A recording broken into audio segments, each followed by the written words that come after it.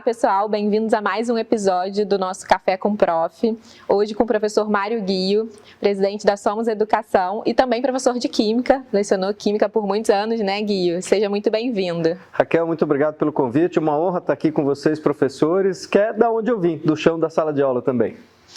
Muito gostoso esse bate-papo e hoje o assunto do nosso episódio é o uso da neurociência na educação. Ghio, como é que isso já está sendo utilizado na prática para fins educacionais? Bacana, Raquel. Acho que primeiro vamos reforçar a importância da neurociência na educação, né? Eu gosto de dizer que todos os nossos heróis pedagógicos, né? Valon, Vygotsky, Piaget, Foucault, Paulo Freire, Maria Montessori, que nos influenciam em tudo que a gente faz, nenhum deles teve a capacidade de ver ou viveu numa época em que a medicina tinha a capacidade de ver o cérebro funcionando. Então, a neurociência, eu acho que é a grande diferença entre esses educadores do século XX e tudo aquilo que a gente vai produzir na nossa área de educação no século XXI. E muita coisa já está acontecendo, né? Toda vez que você ouvir a expressão socioemocional, falar a expressão socioemocional, já é fruto do trabalho dos neurocientistas, em especial de um neurocientista português chamado Antônio Damasio. Ele cunhou essa expressão em 1994, num livro que ele escreveu muito interessante, chamado O Erro de Descartes, né? Ou Descartes. E, portanto, ele já trouxe essa questão emocional para toda a nossa arena de debate pedagógico. Tá?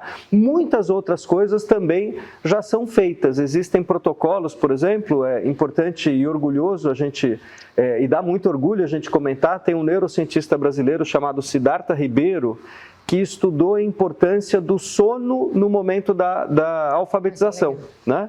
O Siddhartha, ele percebeu que com um protocolo de a criança ter um estágio, né, um estágio intenso de aprendizado, e se ela tirar uma sonequinha no momento certo e com a duração adequada, ela aprende 15% mais. Caramba. Esse é, por exemplo, um protocolo neurocientífico, né? Você usa o teu cérebro com a interrupção do sono para consolidar as ligações neurais que, no fim, representam um aprendizado, né? Então, pessoal, tem muitas ferramentas, é fundamental que você leia sobre isso, se interesse, né? Tem muitos livros sobre isso, eu poderia citar o Neurociência e Educação, do professor Cossenza, é um dos meus livros de cabeceira. Toda vez que eu estou ali preocupado com motivação ou com memória, eu vou lá e dou uma lida nos capítulos específicos, né?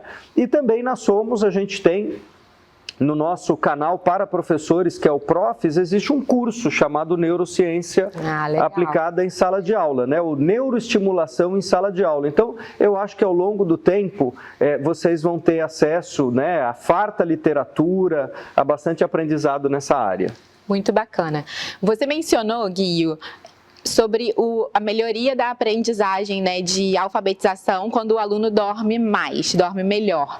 Essa já é uma forma muito prática de como você vincula o que você aprendeu na neurociência com a prática em sala de aula. Que outros exemplos você poderia dar de como o aluno pode aprender melhor com informações que a gente traz desses estudos? Muito bacana.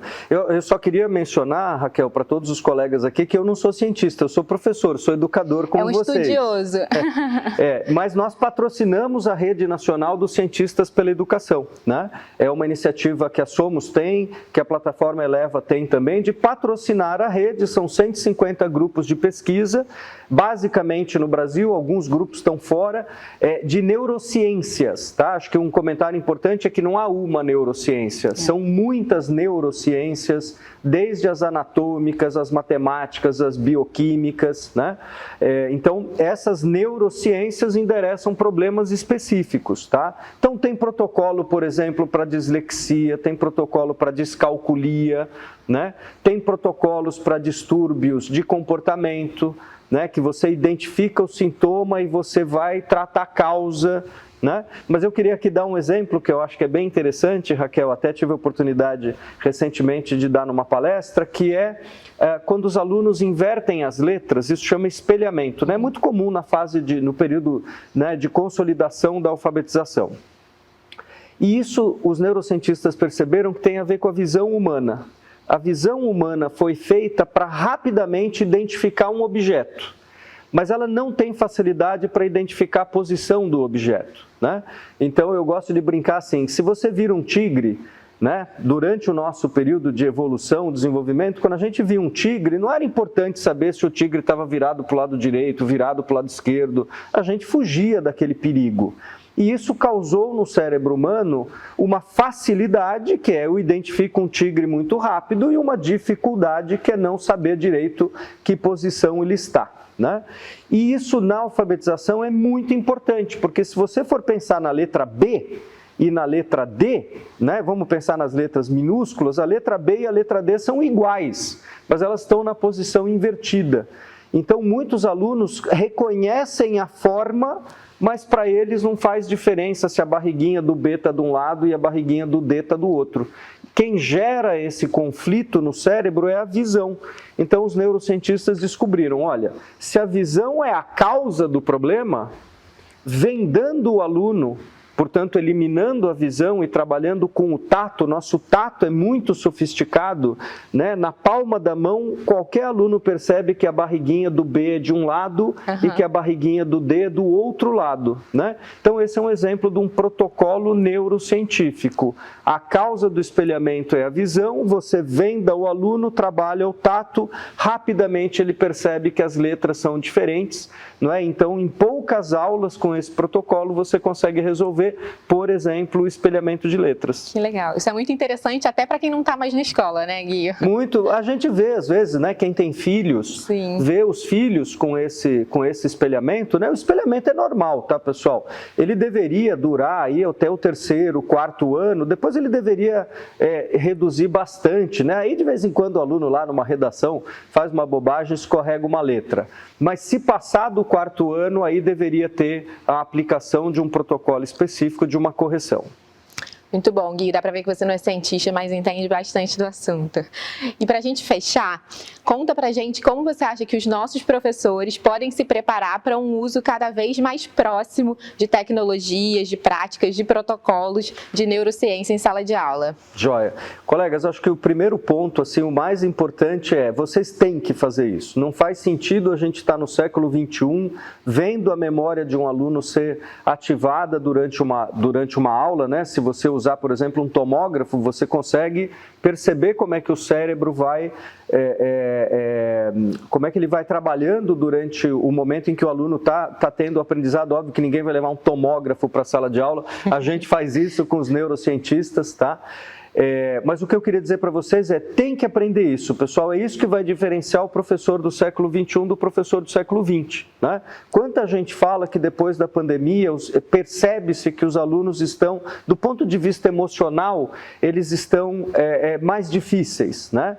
Não adianta criticar isso, isso é o efeito, a causa é que precisa ser tratada, e boa parte das causas podem ser tratadas com protocolos neurocientíficos, né? Um outro exemplo de um protocolo é, o cérebro humano tem aversão a ser contrariado.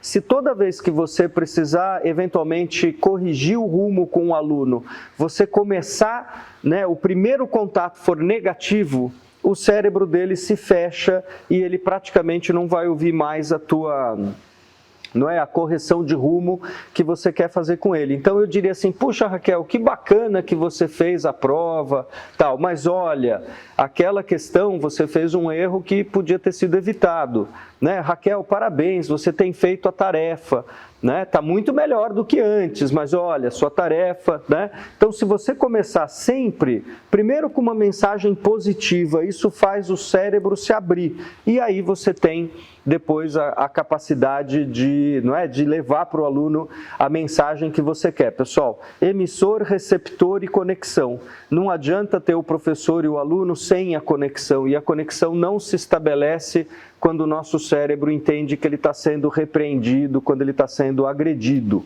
né?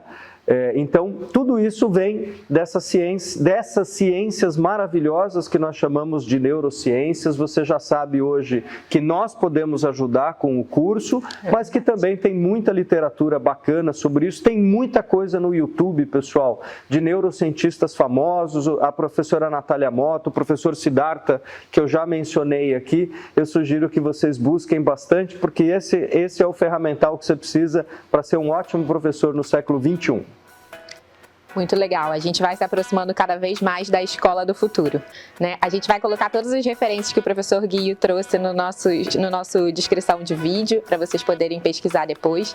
Professor, super obrigada pela presença, por compartilhar todo o seu conhecimento e por inaugurar aqui no nosso Café com Prof. Raquel, muito obrigado pelo convite, pessoal, e o café não é cenográfico não, tem um cafezinho gostoso aqui, obrigado. Bom, pessoal, então muito obrigada por terem acompanhado com a gente esse primeiro episódio. A gente chega ao fim hoje. Eu quero muito saber se vocês curtiram esse novo formato. Contem aqui pra gente nos comentários. E não deixem de se inscrever no nosso canal e de ativar as notificações aqui no sininho para vocês ficarem sabendo de tudo que a gente publicar. E semana que vem a gente tem mais, continuando a nossa temporada. Quarta-feira às 10 horas eu conto com vocês pra gente tomar mais um cafezinho.